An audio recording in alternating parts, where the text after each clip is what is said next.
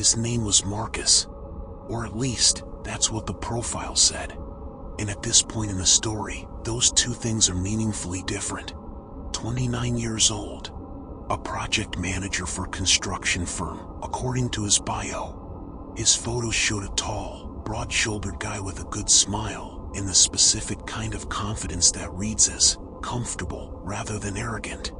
He wasn't the most conventionally handsome man she'd ever seen on the app, but he seemed real. That was the thing that stood out. He seemed genuinely, unmistakably real. Her name is Cassie.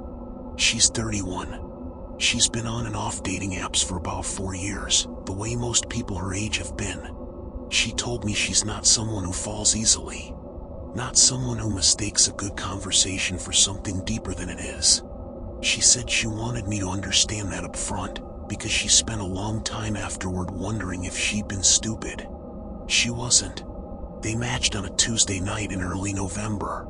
By Thursday, they had moved from the app to texting. By the following Monday, they had talked for so many hours that her phone battery had died twice in a single day. And she hadn't noticed, because she was too busy laughing at something he'd just sent. He was easy to talk to, in the way that matters most, which is that he made her feel heard. He asked follow-up questions. He remembered that she'd mentioned her sister's birthday was coming up, and asked how the dinner had gone 3 days later. He sent her a photo of a bookstore he'd walked past, because she'd mentioned liking the author whose book was in a window display. Small things. The exact right, small things. She told me that looking back, she can see how deliberately calibrated all of it was. But at the time, it didn't feel calibrated. It felt like meeting someone who was just genuinely interested in her. And those two things, she said, can be almost impossible to tell apart from the inside. He suggested meeting in person after about 10 days of texting.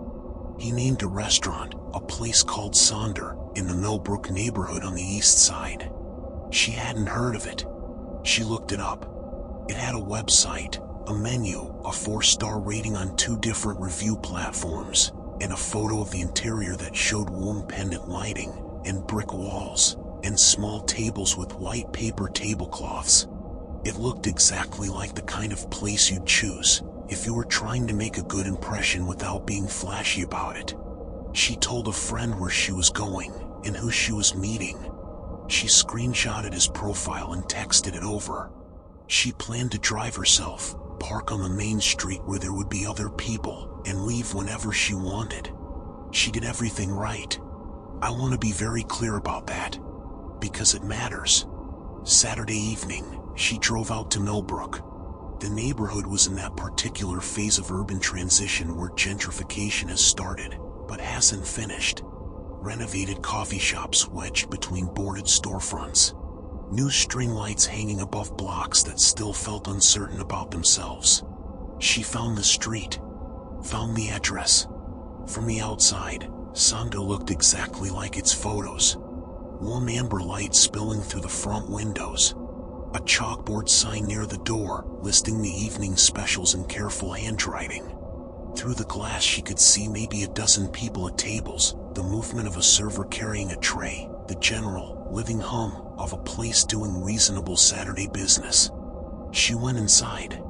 The host stand was just inside the door, and a young woman greeted her and asked if she had a reservation. Cassie gave Marcus's name. The host checked a tablet, smiled, and said the table was ready. She was seated near the back of the room, at a small table beside the exposed brick wall. She ordered a sparkling water and sent Marcus a text saying she was there. He replied within 30 seconds. Running 10 minutes late, so sorry, already on my way. She settled in. She looked at the menu. She looked around the restaurant, couples, a group of 4 women celebrating something, a man eating alone and reading. Normal Saturday evening things. She felt good. Excited, even. The specific brand of nervous good that comes just before something you've been looking forward to. 10 minutes passed. She texted again. He said he'd just parked. He was walking over. 2 minutes. She ordered bread. She checked her reflection in the dark window beside her table and felt vaguely embarrassed about doing it. The way you do when you catch yourself caring about something. 15 more minutes went by. She's telling me this part slowly because she wants to get it right. She wants to convey the specific texture of those minutes. The way her mood shifted in increments too small to name. Not alarm, not suspicion, just a low, formless unease starting to accumulate the way clouds do before a storm. When the sky isn't dark yet, but something in the air has changed. She texted again. "Hey, is everything okay?" The 3 dots appeared, disappeared, appeared again. Then, "Yes, I'm so close, I can see the building. Had to park farther than I thought.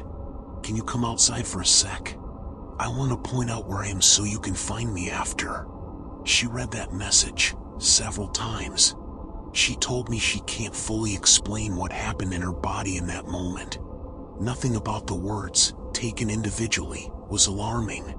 People run late. Parking is genuinely terrible in that neighborhood. Wanting to show someone where you parked is not, on its face, a strange thing to ask. And yet, something in the arrangement of those ordinary things produced a feeling that was not ordinary at all.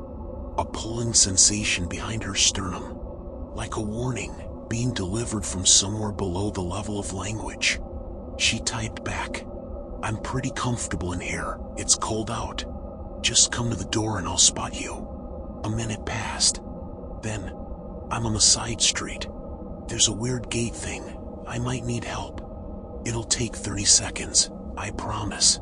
I feel so bad asking. The side street. Behind the restaurant.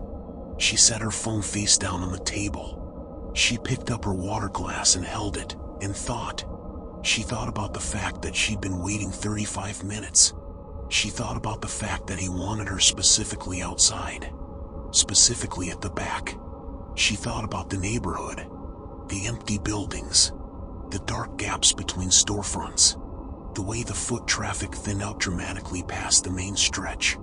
She thought about the word, gate. There was no mention of any gate in anything she'd read about this restaurant. Why would there be a gate? She opened her Maps app and looked at the satellite view of the block. Behind Sonder, the side street was a service alley. Nothing else. No parking lot. No gate. No reason, none at all, for a person who just parked to be standing there waiting. She put 3 $20 bills on the table.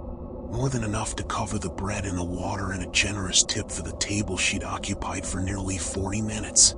She walked to the front of the restaurant, past the host stand, through the front door, and directly to her car, which was parked on the main street, 20 feet from the entrance. She did not look toward the side street. She got in, locked the doors, and drove. For the first 15 minutes of the drive home, she told herself she was being ridiculous. She'd panicked over a perfectly innocent text and stood up a perfectly nice man who was probably standing in an alley right now, completely confused about where she'd gone. She felt embarrassed. She felt like she owed him an explanation. She even started drafting an apologetic text in her head. She never sent it. Instead, when she got home, she looked up Sonder Restaurant Millbrook more carefully than she had before. Specifically, she started reading the recent reviews rather than just skimming the star rating. The reviews stopped in August, 3 months before her date. She scrolled further, found a community board post from September. Sonder quietly closed, seemed sudden, no announcement. Anyone know what happened? She sat with that for a long time.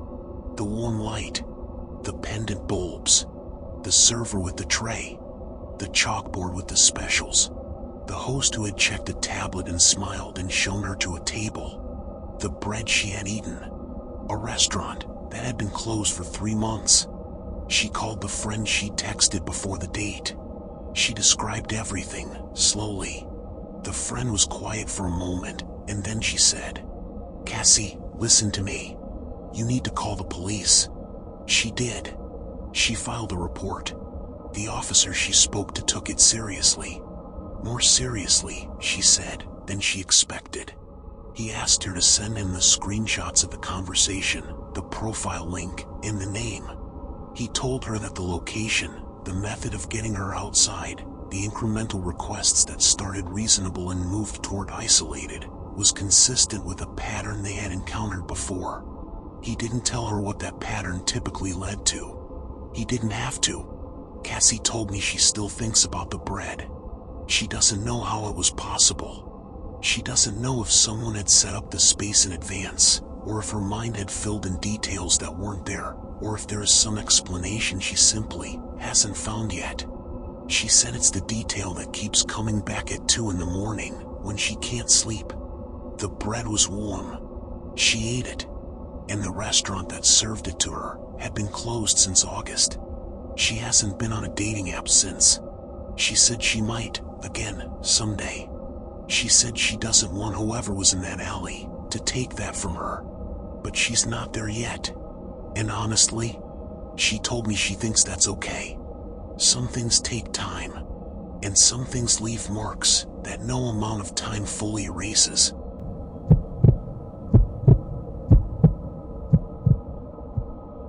Nadia had been on Hinge for about 3 months before she matched with the person she knew as Daniel Park. She's 26, works in communications, lives alone in a 1-bedroom apartment in the kind of neighborhood populated mostly by people her age who are figuring their lives out one overpriced grocery run at a time. She told me she got on the app because 2 of her closest friends had met their current partners through it. And she figured, if it worked for them, it was at least worth trying. Daniel's profile was exactly the right kind of ordinary. A few photos that were clearly from different years in different contexts. A candid at what looked like a backyard cookout. A hiking photo with the kind of view that suggests real effort. A slightly stiff work headshot that somehow made him seem more trustworthy rather than less. His bio said he was 31, in software development, liked cooking and live music, and had just started getting into running. His prompts were self-aware, in a way that suggested actual thought had gone into them. He felt curated, without feeling performed. They matched on a Wednesday. She sent the first message, a response to one of his prompts about the most unexpectedly good thing he'd eaten recently. His answer made her laugh. Her answer made him laugh back. By the end of the night, they had moved to texting, which she did faster than she usually would, but it felt right. In the particular way that things sometimes just feel right. Over the following 12 days, they talked every day. Sometimes briefly, sometimes for hours. He was thoughtful in ways that kept catching her off guard. When she mentioned offhandedly that she was anxious about a presentation at work, he sent a follow-up the next morning, asking how it had gone, before she even had a chance to bring it up herself. When she told him about a falling out with a college friend, he didn't immediately offer a verdict on who was right. He just asked questions, until she talked through it herself. He had a quality she described to me as being genuinely interested. Not performing interest, actually having it. After almost 2 weeks, he suggested coffee on a Sunday morning. He named a cafe she knew. A good one. Well-lit, reliably busy on weekends, about 2 miles from her apartment. She said yes without needing to think about it. Sunday morning, she got there a few minutes early. The cafe was warm and loud in the pleasant way cafes are on weekend mornings. Steam wands hissing. The low blur of a dozen conversations happening at once. She found a small table near the window where she could see both the door and the street. Ordered a latte. Texted Daniel that she was there. He replied, "Just pulled into the parking lot, be right in." She watched the door. The man who came in 3 minutes later was not Daniel Park. She knew it immediately. Not after studying him. Not after a moment of uncertainty. Immediately. In the first half second. He was older by at least 15 years. Shorter. Heavier in the specific way of someone who had once been larger and hadn't quite reconciled with the change. He was wearing a coat that didn't fit him correctly through the shoulders, and he moved through the doorway with the particular energy of someone who had rehearsed this entrance. He scanned the room. His eyes moved table to table with a systematic quality that had nothing in common with how a person looks around a cafe when they're searching for someone they're excited to see. Then his eyes landed on her, and he walked over. She told me she felt the cold before he even reached the table. Not metaphorically. A physical chill that started at the base of her neck and moved downward. She was about to say she thought there might be a mistake when he said her name. Her full name. First and last. Not the name she'd given on the app. She always used a nickname, a habit she developed early. Not even the name she'd been texting from, which was a Google Voice number she used specifically for this purpose. Her full, legal, given name. Nadia, he said. And then, I thought that was you. He sat down. He did not ask. He pulled out the chair across from her and sat down and rested his forearms on the table like he belonged there. Like this was already going well. Like they had already moved past the part of the morning that might be awkward. She said, as calmly as she could manage, I'm sorry, I think there's been a misunderstanding. I'm waiting for someone. He smiled. It was a patient smile, the kind that suggests the other person is being charming in their confusion. He said that he knew she was waiting for someone, that he was that someone, that the photos had been from a while ago, that he knew they didn't look exactly like him now, and that he hoped she wasn't going to make this weird, because he'd been looking forward to this all week. She asked him again, very carefully, How do you know my name? He said, I just did a little research. I like to know who I'm meeting. You'd be surprised what you can find. Just a little research. She told me she has replayed those 5 words more times than she can count. The specific casualness of them. The implication that this was reasonable, even prudent. The complete absence of any awareness, or the complete concealment of any awareness, that it was not. Her mind was moving very fast behind a face she was working hard to keep still. She was doing a rapid inventory. The table was near the window. The door was 20 feet away. There were at least 15 other people in this cafe. The barista behind the counter had made eye contact with her when she ordered and smiled. There was a human connection to pull on if she needed it. Her car was parked on the street directly outside. She said, I'm actually going to grab some water from the counter. Can you excuse me for 1 second? He said. Of course. Still smiling. Still patient. She stood up. She picked up her bag. She walked to the counter. She leaned across it and spoke quietly to the barista, a young woman who caught her expression and immediately straightened up and said, There is a man at my table who I have never met before, and I need to leave without him following me. Can you stay visible while I walk out the side door? The barista said yes. Without hesitation, she walked to the side of the counter and stood there, watching. Nadia walked to the side door. She went through it. She walked to her car. She got in. She locked it. And she drove. She didn't look back. She was already calling her sister before she reached the first light. When she got home, she tried to work backward. She was methodical about it, the way she is about most things. She made a list of every piece of information she could have theoretically left available. Her Hinge profile, which used her nickname and a general neighborhood rather than an address. Her Google Voice number, which was not linked to her real name. Her Instagram, which was set to private. Nothing on that list contained her full name, connected to her face, in a way that was publicly accessible. Nothing. She went through it 3 times, which meant he had found it some other way, which meant he had done more than a little research, which meant that whatever this had been, it had not started on a Sunday morning in a cafe. It had started long before that, in some digital space she couldn't identify, and it had been moving toward that table for longer than she knew. She filed a report with the police. She sent them the screenshots. The officer she spoke to told her the profile had already been reported by 2 other women. 2 others. Both from the same city. both reached on the same app. Over the past 4 months, she asked if they'd been able to identify him. The officer said they were working on it. She's never heard back. Nadia told me the thing she carries most isn't fear, exactly. It's the knowledge that she had 12 days of real, genuine, warm conversation with something that was not a person in any meaningful sense.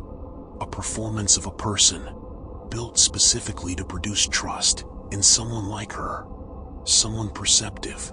Someone careful. Someone who would have seen through a clumsy lie, but not through a careful one. She said, "He studied me before he built him. He figured out what I would respond to, and then he became it. And the thing is, he was right. It worked.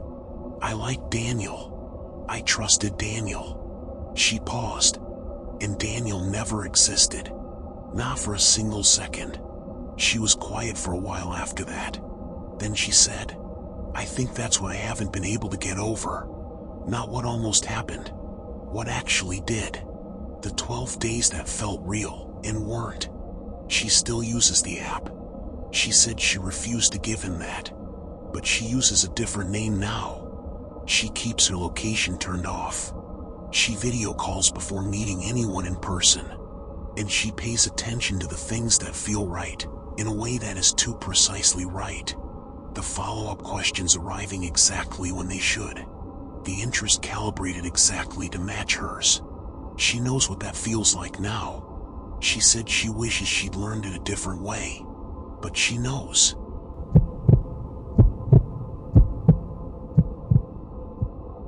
Ben is 34. He lives in a quiet residential neighborhood in a first-ring suburb. The kind of suburb that was built in the 1960s and has aged into something comfortable and unhurried. Wide streets, old oak trees, the kind of neighbors who still wave from their driveways. He's been in that house for 3 years. He bought it because the neighborhood felt safe. He has spent a significant amount of time, since everything that happened, turning that word over in his hands and examining what it actually means. He matched with a woman named Simone in mid-October. Her profile was striking. Not just her photos, which showed a dark-eyed woman with a bright, unguarded smile, but the whole texture of it. Her bio was 2 sentences, and both of them were funny. Her prompts were the kind that suggest someone who thinks carefully about how they present themselves, without being vain about it. She listed her job as occupational therapist.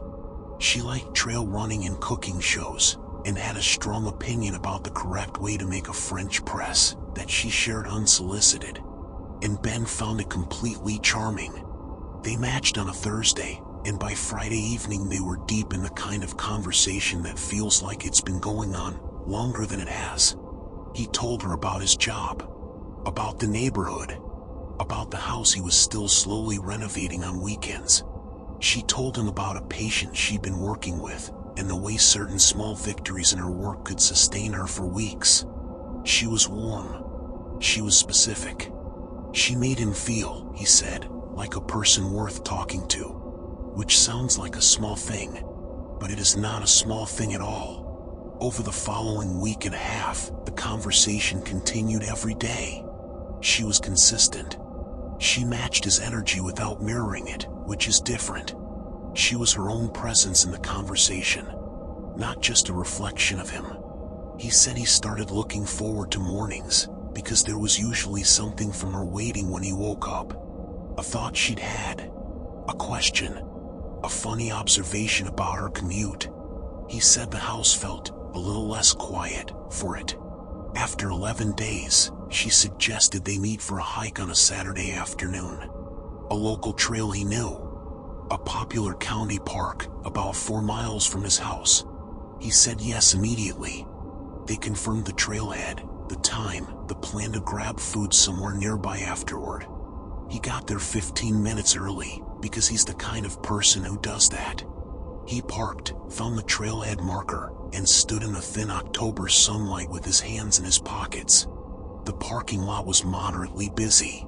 A family loading a stroller out of a minivan. 2 older women finishing up a walk. A man in running gear doing a calf stretch against his car. Normal Saturday afternoon at a county park.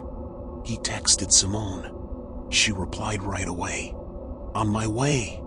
10 minutes max. He waited. He watched a hawk circling something in the tree line. He checked the time. 15 minutes. He texted again. She said she was sorry. She'd gotten turned around. She was pulling up now. He looked toward the parking lot entrance. A few cars came in over the next several minutes. None of them were her. 25 minutes after the agreed time, he tried calling. Voicemail. Automated. No name. He texted. Everything okay? No response. He waited another 10 minutes, in the particular way you wait when you've accepted that you're being stood up, but haven't quite brought yourself to leave yet. Then he walked back to his car and drove home. That night he checked OkCupid. Her profile was gone. Not deactivated in the way profiles show up as inactive. Gone. As if it had never existed. He thought about the generic voicemail. The deleted profile. The way she'd stayed engaged right up until the moment he was standing alone in a parking lot. He filed it under unexplained. He went to bed. He slept badly, for reasons he couldn't name, and tried not to examine too closely. This is the part Ben finds hardest to tell. Not because it's the most frightening moment, though it is, but because it requires him to describe a period of time where he was operating without information he should have had. And there is something deeply uncomfortable about that. About reconstructing a story you didn't know you were in the middle of. The following Wednesday night, he was in his kitchen making dinner. It was around 8 p.m. dark outside. The kitchen window looks out onto the side yard and the fence line. And he usually doesn't pay any attention to it at night, because there's nothing there to pay attention to. A fence. A strip of lawn. The neighbor's car visible over the top in the driveway. He saw a light. Not a consistent light. A brief one. The kind a phone screen makes when it wakes up, or when someone checks it. There, and then gone. In the shadow beside his fence. He stood very still. He turned off the kitchen light so he wasn't backlit. He looked out the window, and could not see anything. Just darkness. And the fence line. And the sounds of the neighborhood at 8 p.m. He stood there for 2 minutes. Nothing moved. He told himself it was a raccoon. He told himself a neighbor walking past at a weird angle. He told himself anything, because the alternative was something he wasn't ready to process in the middle of making pasta. He turned the kitchen light back on and finished cooking. He ate at his kitchen table. He watched a show. He went to bed, but he started closing the curtains before dark. He didn't tell himself why. He just started doing it. For days after the light in the yard, he got a message on OkCupid. Not from Simone's deleted account. A different account.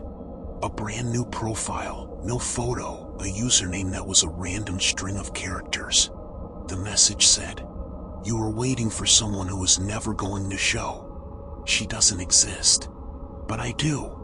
I've been trying to get your attention for a while." He stared at that message for a long time. Then he took a screenshot and called the police. The officer who came to his house that night was thorough and careful and asked all the right questions. Ben showed him the message, the conversation history with Simone, the screenshots. The officer walked the perimeter of the house with a flashlight. Along the fence line on the south side of the yard, the side visible from the kitchen window, he found a section of flattened grass where someone had stood for a sustained period of time. Not just passed through. Stood. Facing the house. The officer came back inside and sat down at Ben's kitchen table and was quiet for a moment. Then he said, "I need to ask you to consider staying somewhere else for a few nights while we look into this." The way he said it told Ben everything he needed to know about how seriously this was being taken. He stayed with his brother for 5 days. The police ran the IP address of the OkCupid message. It bounced through 2 proxies. Dead ends. They canvassed the neighborhood, spoke to 3 people on the block who had seen a man they didn't recognize, walking slowly past the house, on multiple evenings in the 2 weeks prior to that Wednesday night. Multiple evenings. For 2 weeks. Ben has done the math on this many times. He matched with Simone on a Thursday in October. The neighbors started noticing an unfamiliar man walking the block at least 10 days before the kitchen window incident, which means that whoever created that profile had identified him, his house, his neighborhood, his schedule, his routines, before or at the very beginning of the conversation. He had been surveilled while he was chatting happily and comfortably about kitchen renovations and French press coffee, and a woman named Simone who liked trail running. The case is still open. No arrest has been made. The account was taken down by the platform within 48 hours. The man seen walking the block has not been identified. Ben moved back into his house. He said he wasn't going to let this take the house from him. And I believe him. But he made changes. New exterior lights, motion activated. A security camera covering the south fence line. He introduced himself properly to all 6 of his neighbors and gave them his number. He said the neighborhood doesn't feel the same as it did. It's not that it feels dangerous. It's that the innocence is gone. The way you can live somewhere and just assume that the space around your house is neutral. Not watched. Not studied. Just yours. He said the thing that stays with him is a particular moment during those 11 days of conversation. A moment where Simone asked him what he liked most about living in that neighborhood, and he told her in some detail. The specific streets he liked to walk, the time of evening he usually went out, the stretch of the block where he liked to sit on his porch. He shared it freely, the way you do when you're talking to someone you like, and you want them to understand the texture of your life. He was telling her where to find him, and she was never there. He told me he's not sure what the right lesson is. He's still thinking about it. He said he doesn't want the lesson to be, don't tell people things. Don't be open. Don't let someone into the details of your life. Because if that's the lesson, then something was taken from him that he's not willing to give up. He said, I still think the right way to live is to be open with people. I just know now that that carries a risk. And I know what the risk actually looks like. And I think knowing that is better than not knowing it. Even though it cost me something to find out. He paused for a moment after that. Then he said, the grass along the fence has grown back. I didn't notice it happening. And then one day I looked out the kitchen window, and it was just normal again. And I thought, okay, that's something. I've been sitting with these 3 stories for a while now. Long enough that the details have become familiar. The warm light through the restaurant window. The full name spoken across a cafe table. The flattened grass beside a fence. I've told them to a few people, and what I notice is that everyone's face does the same thing at a certain point. They stop waiting for the scary part. They realize they're already in it. That's the thing about this kind of danger. It doesn't arrive wearing a sign. It arrives wearing a good smile and a thoughtful follow-up question and photos of itself at a half marathon. It arrives knowing exactly what you want to hear because it has already spent time figuring that out. It has already done, as someone once said to one of the people in these stories, a little research. Cassie, Nadia, and Ben are all okay. All 3 of them are living full lives. All 3 of them still believe, in their different ways, in the possibility of meeting someone and it being real. I find that remarkable. I wanted to say that. What saved each of them, and this is not a small thing, so I'm going to say it plainly, was paying attention to themselves. To the thing that said, wait. To the moment when the ordinary accumulation of small details stopped adding up the way ordinary things are supposed to add up. Cassie didn't go to the alley. Nadia walked to the counter. Ben took a screenshot and made a call. Each of them, in their own way, gave themselves permission to trust what they felt over what they were being told to feel. That's not a guarantee. I'm not going to stand here and tell you that if you just trust your gut, you'll always be fine. I don't know that. But I know what happened when these 3 people trusted theirs. And I think that counts for something. Be careful. Be present. Tell someone where you're going. And if something small starts to feel wrong, not dramatically, not obviously, just quietly and persistently wrong, please let yourself believe it. Even before you can explain it. Especially before you can explain it. If something like this has happened to you, please share it in the comments. Your story might be exactly what someone else needs to read tonight. I'll see you next time.